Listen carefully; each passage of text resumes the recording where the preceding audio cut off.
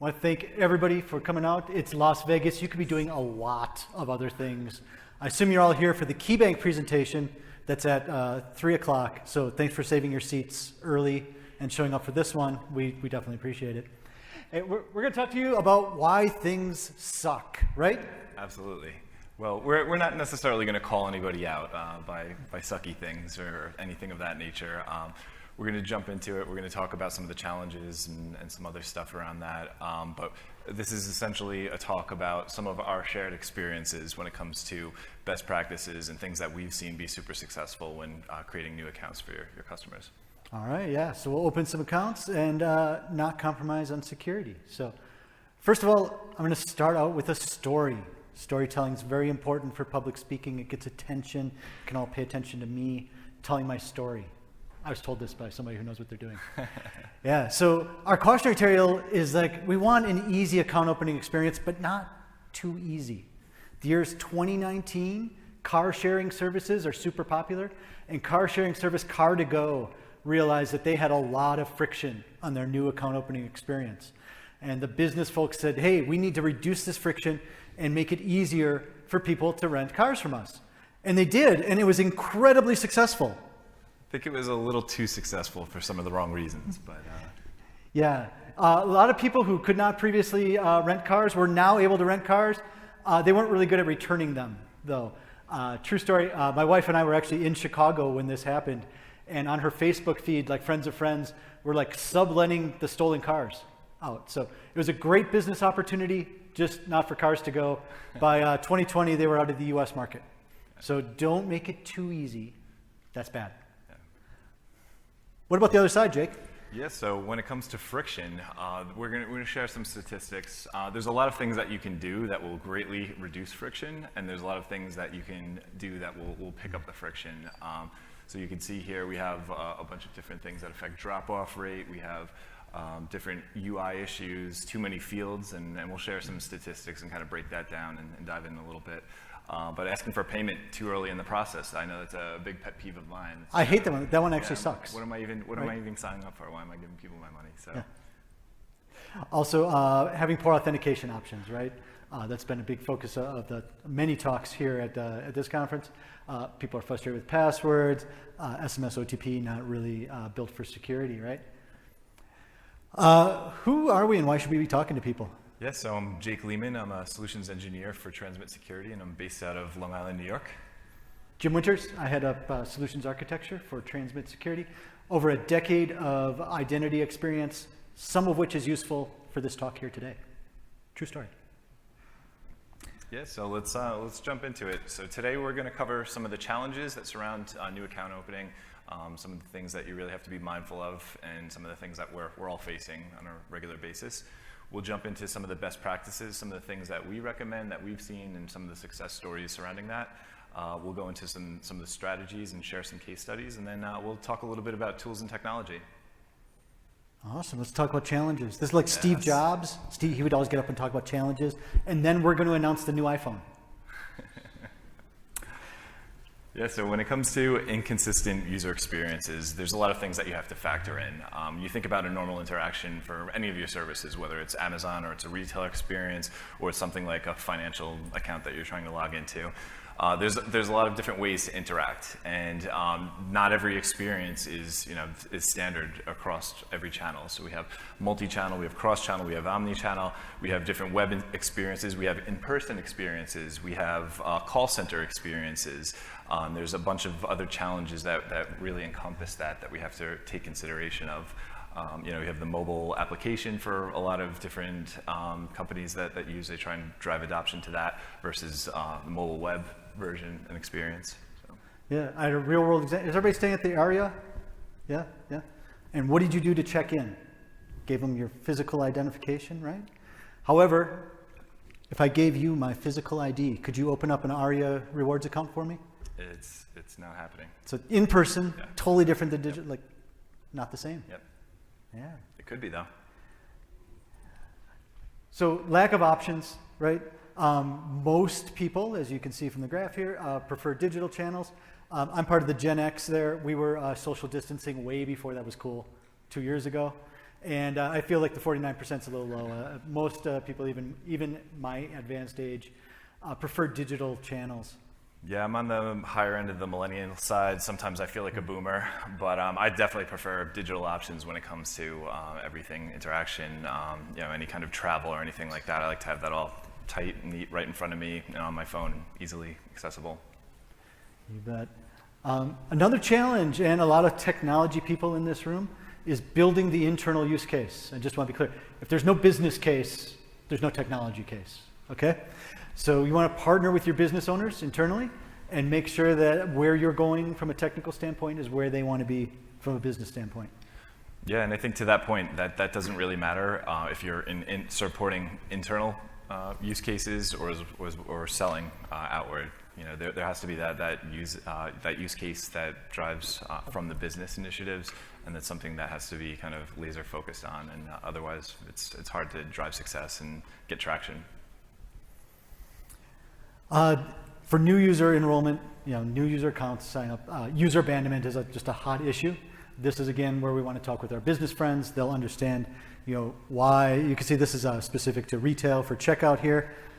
Additional cost is number one, but forced account creation, the number two reason people abandon their whole entire checkout, right? So want to balance, again, having a really nice low friction enrollment with having enough security there.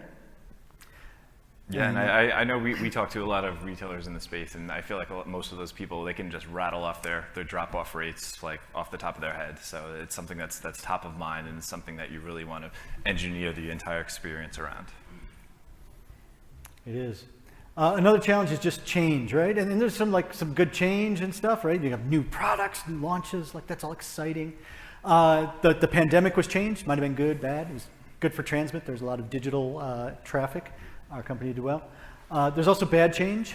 Yeah, absolutely. So, pandemics, there's a lot of positive that came out of the recent pandemics, but I think there's a lot of negative impacts as well. So that's something that is constant, and who knows what the future holds. Hopefully no more pandemics. But bad actors also. So share a quick story. I stood up a WordPress site for my mother-in-law a couple of years ago, and the site went down, and I was like, what happened? And so I started to look through the logs, and I saw that I was out of hard drive space, and all of the logs were from brute force attacks just being open to the internet for WordPress login. So it's something that even for just a small site that was kind of like a hobby, people are looking at it. You have all these bot services that are scanning it or trying to brute force in. So it's something that's constantly going to be a challenge, and the threat landscape is always going to change, especially in a post-Equifax world where there's passwords out there, and it's just something that you have to have a lot of visibility and mindfulness. Exactly. Another challenge, and we see this a lot in the industry, is just siloed solutions. There's been a lot of point products over the years that they don't talk to each other. They're really effective at what they do, but they're very siloed. Also, just a business silo, right? A lot of times the mobile group doesn't talk to the web group, and so just having these silos is not conducive to having a great new account opening experience. Yeah, we've seen some real boxing matches between different departments, especially when you're on the topic of passwordless, for example, right? You have the security people think that they should own it, but the UX people should also own it and have stake in it too. So who really kind of owns it, and who drives the initiative? So it can be challenging having different point solutions and things like that. Yeah, and also like the best of breed, right? That changes over time. Something that was really effective at preventing bad actors 10 years ago might not be an effective solution. Yeah, and I'd say even like the past 6 months, we've seen just an evolution just with all this, the interest around all the artificial intelligence. So who knows where we'll be in another 6 months from now, and whether their tools we'll have at our disposal or what other things we'll have to throw.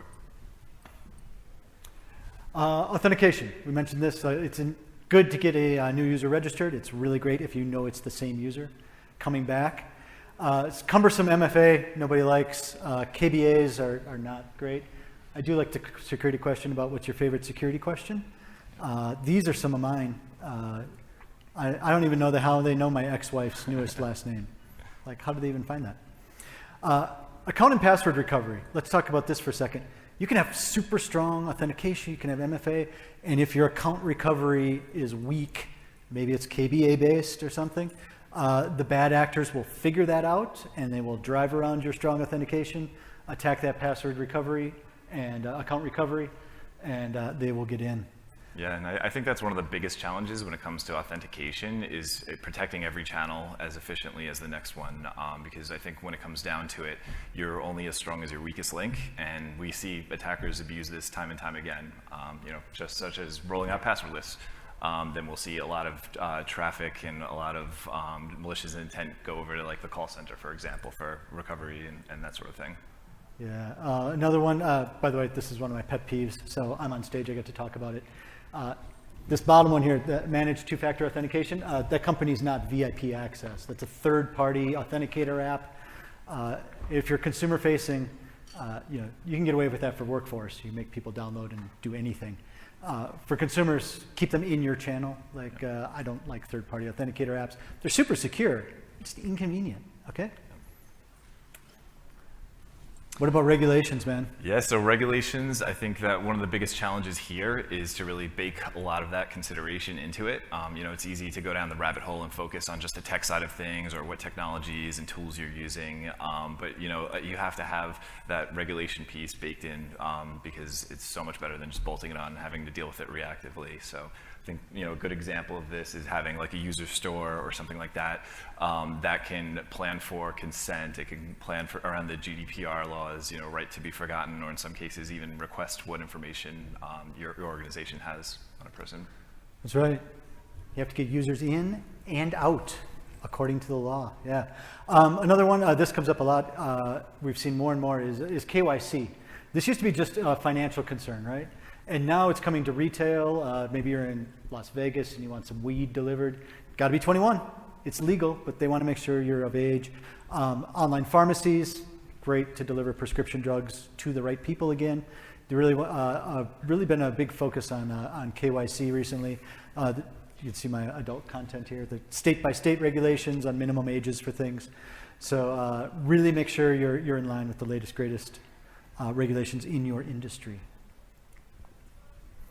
Yep, so security, that's something that we're going to talk about a little bit throughout this presentation. It's in the title. So I think one of the biggest threats when it comes to security, I mean, you can see who's been to the site Have I Been Pwned and put in their email address or number, whatever. Yeah, I always make fun of my wife because she signs up for like everything and she's involved in all these different breaches.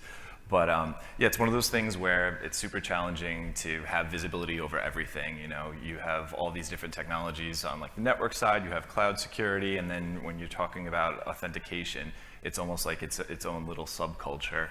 And it can, we've had plenty of heated conversations with how security should be done, and it's something that people are wildly passionate about. But at the end of the day, if it was easy, we wouldn't be here in this, having a pretty much a security conference. That's right. One thing we've seen, and you mentioned, coming uptick in the AI and everything, but just sophisticated bad actors.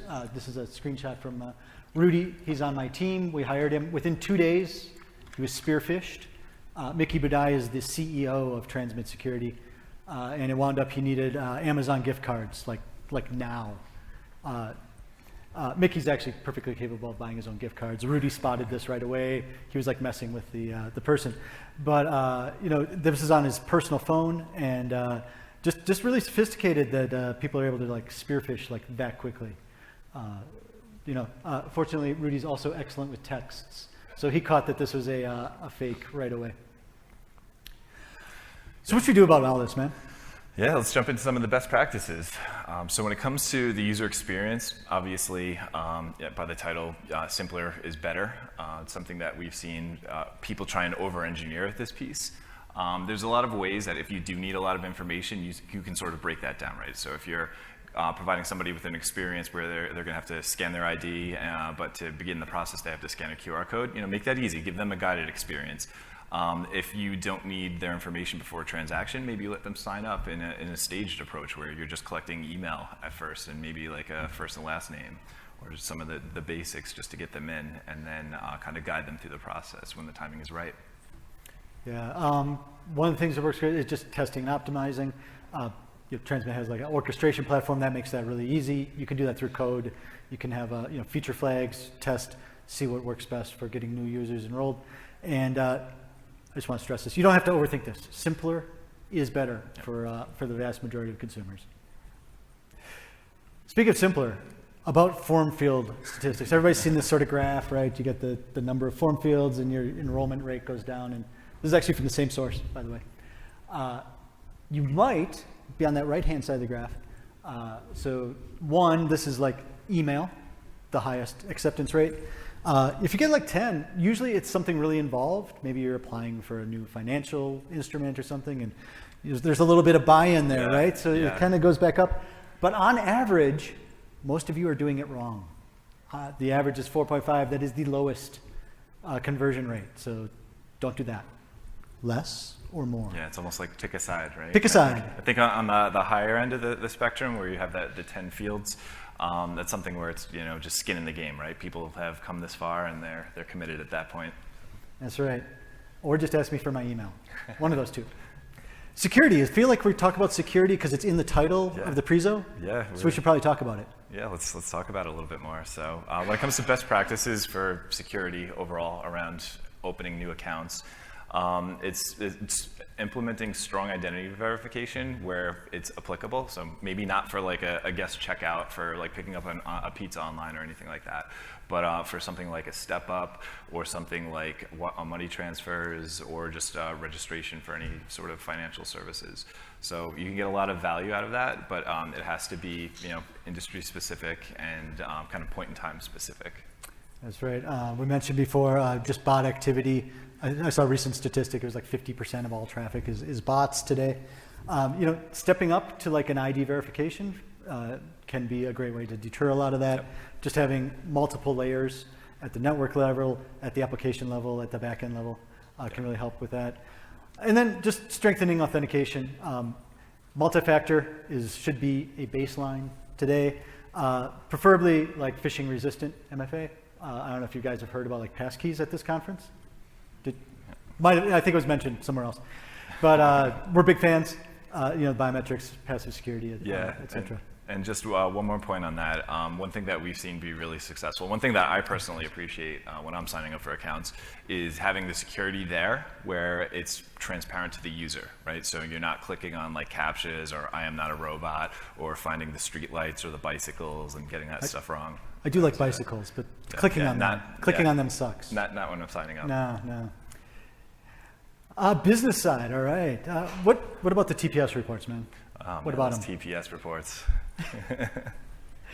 On the business side, we want to ensure compliance. Regulations are there for a reason.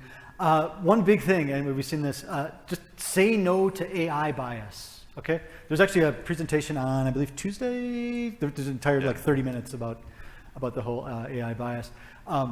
We have a white paper on how we avoid bias in our ID verification, right? Like, make sure if you're using a vendor, they have an anti-bias approach, that they are not building bias into these models. SLAs are, of course, very important. We have availability that a lot of people focus on, but also performance, right? Yeah, absolutely. So when it comes to like a responsive experience, make sure you're taking care of CDN and caching technologies for things like public keys or anything that would be cached, so you have a smooth authentication experience. As well as just the whole registration process, right? If you're sending somebody like an email, OTP, or a magic link or anything to create their account, like that has to be there. As soon as they click it and they go into their mail or they look at their phone, like that should be there. There should be no delay. So taking advantage of different modernized architectures will really help streamline that. Just make sure that you're doing the testing and making sure that it's responsive. Yeah, we'll see a lot of like authentication, registration, SLAs, like the business, you should be able to authenticate in X seconds. If you're using like a hosted, like a SaaS provider, every API call takes half a second, like you can chew up a lot of that SLA just waiting for responses, right? So having something that's really responsive on the back end. Yeah, and true SaaS services, we're seeing a trend also being multi-cloud. So it used to be just like a hybrid or like on-prem only conversation. Now it's like, all right, how are we doing multi-cloud? So it's definitely something that you can take advantage of. And we've all seen AWS outages and things like that. Not to call them out, but being able to plan for that from an availability perspective will go a long way in serving for the RTOs and RPOs when available. All right. Speaking of technology providers, we're just on this topic. Ideally, pick a partner, not just a provider. Pick somebody who's going to work with you, who understands your business. not just taking a check. Actually, I think the talk next is David, Mahdi, and KeyBank, and they kind of talk about partnering. So stick around, stay here. You got seats. You're good. Standards-based. The days of proprietary solutions are, I feel, well behind us. Yeah, absolutely. And yeah, one of my pet peeves is when APIs aren't well documented or documentation in general isn't there. So when working with different technology providers, make sure that you vet them out and you do some diligence in regards to finding the well documented APIs and that sort of thing. So there's a whole expression, it's like point click confetti when it comes to integrations. So making something so easy to consume for different users that they just click it and run it and they're good. So we'll love to see those experiences. Exactly. Dude, what happened with the slide? All of our other slides are like one thing and then like a couple. This is a lot of words. Let's just skip it. I don't like it. Skip you it. want to skip it? Yeah. Let's skip it. Yeah, skip it. Yes, I don't like that one. It's much better. We'll have that as a tearaway for. So let's talk about the architecture. So going across the top here, we've been talking mainly about user onboarding. That's the whole topic of this conversation. Don't just focus on user onboarding. If you onboard people really well and you don't do a good job of making sure it's the same user coming back, that's bad. If you don't make sure it's that user doing something financial, that's also bad. So have a comprehensive view of the user across the entire user lifecycle, from onboarding, login, doing stuff. That's a technical term. Not doing stuff anymore, forgetting the user. So we want a comprehensive approach. This integration layer, we're going to talk about different ways to integrate in a minute here, but depending on your business, you might want an API first approach. You might want to make it easy with SDKs. You might want a low code, no code approach. Totally up to you. We talked a bit about fraud and bot and so on detection. That should also run across the entire user cycle. This orchestration layer, we're a big fan of that at Transmit. Again, that runs across the entire user lifecycle. And it's really sitting between the user experience on the top and the back-end services on the bottom. Talk about this? Yeah. So when it comes to that too, I just want to make one other point on the detection and response piece. Like I said before, that's something that should be transparent, I think, to a lot of users, and it should be something that could be leveraged in the future for making decisions, doing any kind of threat investigations or threat hunting. And just using that data can really paint a valuable story when it comes to user registration and sign-on. Should we show them what it looks like? Yeah. Let's take a look if you want to. All right, I'll drive. Yeah. We got a video. Yeah, so this is just going to show basically a mock experience that we created. It's going to have some other elements, so keep in mind it's not necessarily for every industry, but this is something that we think represents like a good flow for a user registration. All right, let's open an account. This is a business or a financial example, right? Yep. All right. And so we mentioned this fraud, this detection service. You can see that's running on the left, right? And it's picked up something. There's some signal, and it's decided that we're going to do ID verification right out of the bat. We're not going to allow the user to type in a lot of stuff. We're just going to force them, basically, to do ID verification. And we mentioned earlier the importance of having a guided experience. Make this easy. We can scan our QR code. Thank you, COVID. Everybody knows how to do this these days. Yeah. I just want to point out, too, not using a third-party app to scan, which is great experience. Guided experience here. Tells you what to do, allow. All right, so we'll scan the front and back of the license. You can see this is an orchestration driven, but you can code it, of course, as well. Make sure your IDV vendor actually compares the data on the front and back of the license. That's a common gotcha. Make sure it's a real human and the same human on the license. Yeah, not just a picture or a mask. Yes. So we're going to come back, and I'm just going to pause this real quick. One nice thing, if you've done this, right? We've pre-filled the first name, last name, and date of birth. Those all came off the government ID, right? Things like email address, not currently on your government ID. But so try to make it, easy. You made people jump through a little hoop there. We'll come back, fill in email, and what else? Phone number, that's not on your ID. And they'll sign up here. We're going to do some data validation now, just proving they do in fact own this phone number. right? A little OTP. Again, not for authentication, just to prove that this is their phone. Yeah, just a higher level of assurance. All right. We're doing a third-party credit lookup here. And now we're going to enroll in passwordless using passkeys. FIDO2 WebAuthn. And they're set. Woohoo! Woo. So when it comes when it comes to threat modeling and looking at risk too, from that example, you would have two devices that you could have. So it's almost like it's a transfer of trust that's happening between the phone that actually scanned the ID and then having the laptop which registered for the biometric. So having that visibility and being able to put user behavioral rules around that is something that's really helpful when it comes to deterring fraud going forward. All right. Everybody, it's that easy for everybody, right? Yeah? All right. That's why you're here. All right, so strategies. We talked about some problems, best practices. How can we get to actually do this, huh? Yeah, let's go into it. So, all right. So one thing we just saw in this video, right, was document verification and data verification, right?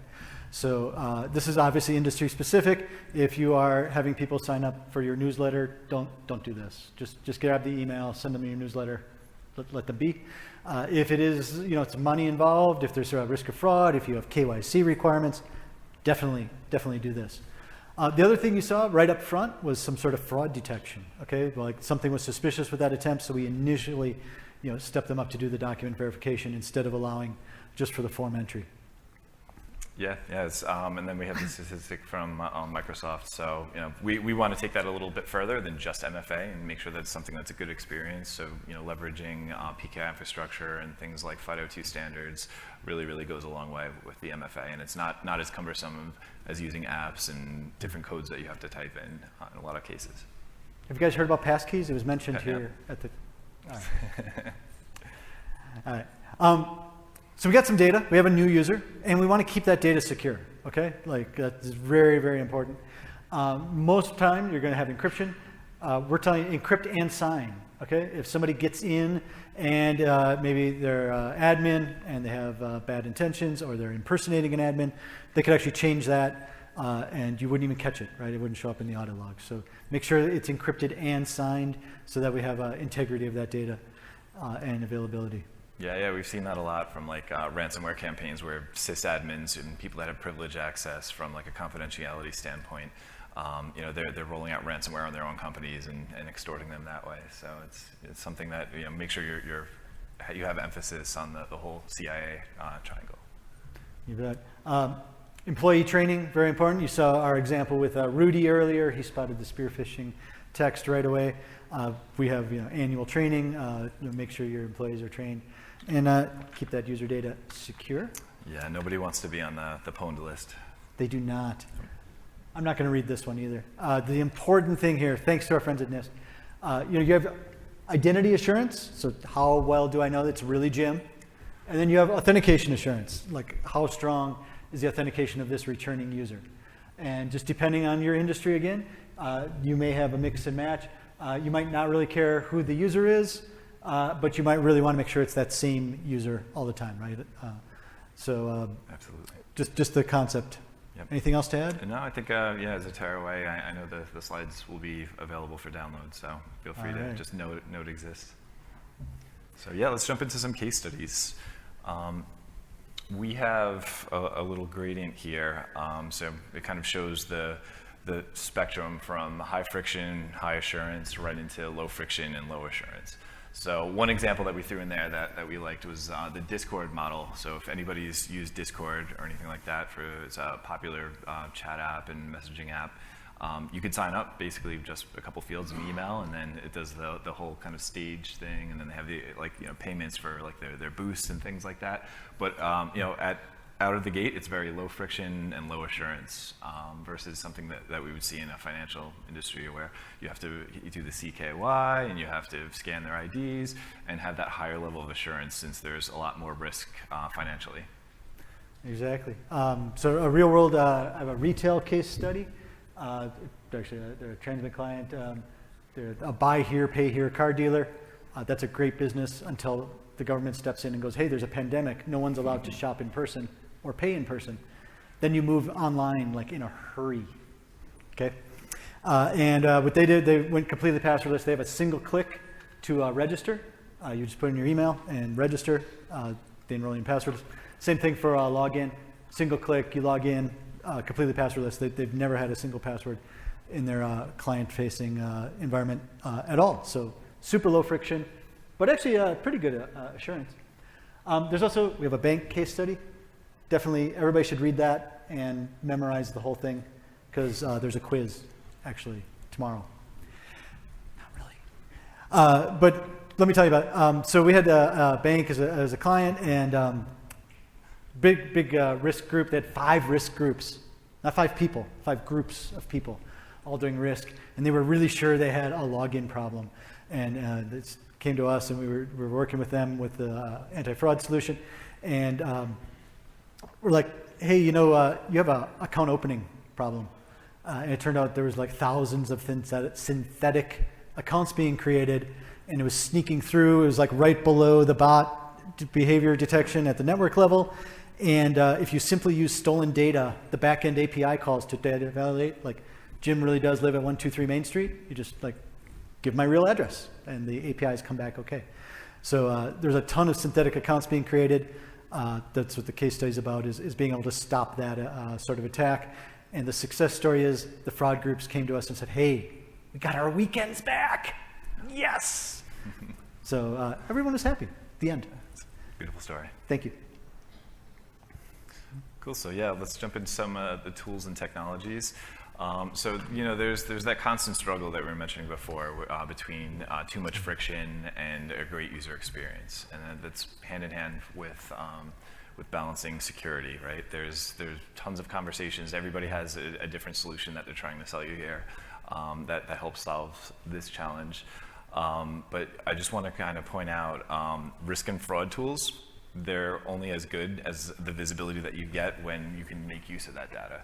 So being able to integrate and tie in authentication solutions and step up people is something that I think is absolutely wonderful as from like a deterrent and a scalability standpoint. Yeah, the other one I really want to point out here is that layered approach, right? Just like the case study I just told you, they had an anti-bot solution, they had a data validation solution, and the bad actors found the weak spot, and they were still able to attack. So having multiple layers throughout the account creation, throughout the authentication approach is really important, because there's not just one vector that the bad actors are going after for you. Yeah, and I think from like a harmony standpoint with the tools, we've seen a lot of talk this whole conference when it comes to orchestration. So orchestration is something that can really pack a big punch when in terms of value and breaking down a lot of the silos between tools. Awesome. So we know it's this user, right? We know it's Jim. Now what? We want to match the authentication to the user journey. So a lot of times we'll see fairly low friction for initial authentication, then step up when you actually want to do a transaction or something. Obviously, the FIDO2 phishing resistant credentials, and for trusted users, blue checkboxes, right? Such a hot topic right now. It solves everything. Blue checkbox. No, I'm kidding. I think if you charge for the blue checkbox, not what we're talking about here. No, I don't think so. No, it's like charging for verification is like charging for MFA in a lot of cases, right? It's something that we think that it should be really just baked in, and it shouldn't have to be like an upsell thing. But that's just my opinion. It should be. So there's been a couple of presentations here actually on like Microsoft is really big on like verified attributes. There's been like self-sovereign identity, digital wallets, a lot of that discussion here. So check those presentations out as well. Just on ways to figure out like how is this a trusted user or not. Yeah, so we have a screenshot here. I think it's the Discord one to log in with QR code. I had a great experience recently where I was at a friend's house and he had like a Roku on his TV, and the kids wanted to watch the new Super Mario movie, which I had on my account. I'm like, oh man, am I really gonna have to type with this remote and like remember what my Amazon password is, where my wife is using it and it's constantly changing. So it just gave us the option to sign in with a QR code, and it gave me the option too to use my camera QR scanner or use the Amazon app. So it was very, very accommodating, and I didn't have to type anything in to get logged in and put on Super Mario. Awesome. So just delivering this registration and authentication UI, you'll want to talk with the business. There's a number of ways to deliver this, right? Some organizations want to control every single pixel, every exact font, color, corner radius, etc. You should build it. There's APIs, there's SDK-based approaches. You want to build it. Both of these are actually build it approaches. There's hosted solutions. You can make an API call to someone else's hosted experience. And finally, OIDC and SAML. So something like log in with Google, log in with Apple. Just kick that ball down the road and let somebody else host it for you. Yeah. Right? If I see the social sign-ons, I'm taking it every time. Always. Always. You're young, man. I love typing in that email address. All right, so not to beat a dead horse, here we're going to talk about security again, just to kind of recap. So obviously you want end-to-end encryption with signing where available. You want to make sure that you're using a secure data store, so something that's modernized that you can protect and have visibility on. And when it comes to using passwords, if you are still using passwords, which majority of the industry still is, as we kind of transfer into a passwordless world, it's not an overnight thing. And just make sure that you're using modern hashing protocols and salting those. If you're using a vendor for really anything, make sure they're secure. As a vendor, we fill out countless security questionnaires. Make sure you're doing your homework, picking somebody who is both focused on UI and security. Decoupling identity and authentication. There's really no need to keep everything in one LDAP anymore. Yeah. You can have authentication credentials one place, attributes in another. Again, somebody's getting in if they really want to, so don't make it too easy for them. Conclusion. Ready? Yep. Let's wrap it up. CIAM is now cybersecurity, fraud, ID proofing, authentication, privacy. It's expanded. All these are in our peer review as CIAM professionals. It's not just joiner, mover, leaver anymore. That was previously. Like, we need a comprehensive approach that encompasses all of these areas, right? And yeah, I think when it comes to thinking about the journey of the user, that's something that we constantly have to put ourselves back in the shoes of the user. Like, we all know what a good experience is like when we have it for different authentication things. And I think as we were kind of forming this presentation up, there were things that were just jumping out at me, like, oh, I really like this, and I haven't put that much thought into it. So it's very nuanced, and a lot of it can be kind of overlooked. But just go back to the basic rule of putting yourself in the user's shoes and think about, is this one appropriate for the business, and two, is this good by the user? Yeah, and finally, you probably can't do it all. Some organizations literally can, Microsoft. But you probably can't do it all. So look for a provider who can augment your identity security capabilities and is willing to partner with you. And again, part of that, it would be, of course, responsive and scalable user store. So we want to thank all of you. Again, it's Vegas. You could have been doing something else. We're moderately funny right now. We get really funny after you've all had a couple drinks. So if you find us at the after party tonight, we're way better. Okay. Thank you so much, everyone.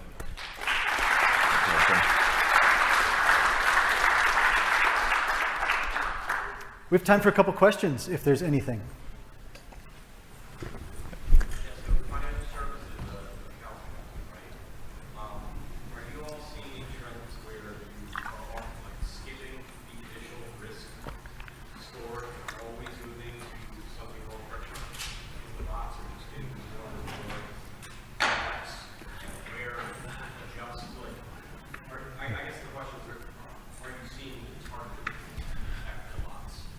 Yeah, so I think when it comes to bot detection, not every solution is equal. You could say that pretty much for anything, but I think specifically for bots, it's something that they're always moving, they're always shaking, they're always developing new techniques. I know that we have personally developed some great techniques for bot detection, such as heat map graphs and things like that, knowing some of these different bot frameworks that do account registration. They'll click on pixel perfect marks in the windows. So having that information, that could be initialized on JavaScript, just the loading of the page, right? And if they're disabling JavaScript, they're either very security minded or they don't like their browser to work all the way, or they're up to something bad. So looking at things holistically, right? Are these coming from AWS free data center IPs? Is this coming from a corporate IP, versus something else where is this just a full-on like Tor node that they're coming at us with? Having recognition of different device IDs and device patterns, you can draw a much better kind of experience when it comes to knowing whether or not to step something up. And having that kind of risk profile and the visibility around that, I think, goes a long way. And another thing too is like UBA. Once they're actually in, baselining that user, the mouse movements. But back to your question about bot detection too. I think it's the heat maps. There's different things. A lot of them will be controlled through like an RDP session or like a VM. So there'll be like latency on the mouse movements and things like that. And then just time for the page to load. I don't know, Jim. Do you want to add anything else? Better bot detection is one. But yes, to answer your, I have just seen people like, look, we're just putting friction in because the bots can't do it, right? At some point, you're just like, fine. Yeah. Cool. Thank you. What? Anyone else? If the debate settled on identifiers being an email or username or like I don't know if the debate settled on what's better for security for UX. What's the best user identifier? Like a username versus email versus phone number? Well, I've seen it vary based on vertical, right? And also geography. So we've had clients in the Asia Pacific area where like phone number is it. Like 99% of people just use phone number as their identifier. Whereas in the US, that's actually pretty rare. Normally more like an email. Yeah. So I don't think it's settled at all. And I think it's very specific by industry. Yeah, there's really no best answer, I think, for that. It's one of those things you have to just kind of pick a path and try it out. Going once, going, yes! The man in the front. Yeah. Are you seeing Yeah. that used more now for account recovery? So I think it's a great method for account recovery just because it has such a higher level of assurance. If you're doing it right and you have a good process around it, I think it's incredibly powerful and it's a really, really good validation. It doesn't work in every scenario, especially in industries where you're not actually collecting that information. Yeah, I was doing a POC for, it was an employee use case. They had, if the user lost their YubiKey, right? You don't want to just send out YubiKeys to bad actors. That's not great. But by throwing in an ID verification and then getting that ID, with the human, and then querying the HR system with that data, right? Jim Winters, born, whenever I was born. Is this an employee? Now we're pretty sure that's really Jim and he lost his YubiKey. So even, moving to like internal use cases, which isn't our core competency, but, it's applicable. Yeah. So definitely around that account recovery for, if it's worth it, right?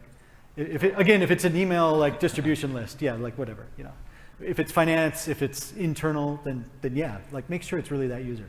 Yeah, like Apple, the iTunes recovery takes like a year. Oh man, it's Something like that, but vastly helpful. yeah, I agreed 100% on that. Don't get me started. Is that one of the things that sucks? That might be one of the things that sucks. Yeah. Anything else? Otherwise, stick around. David Mahdi's up next.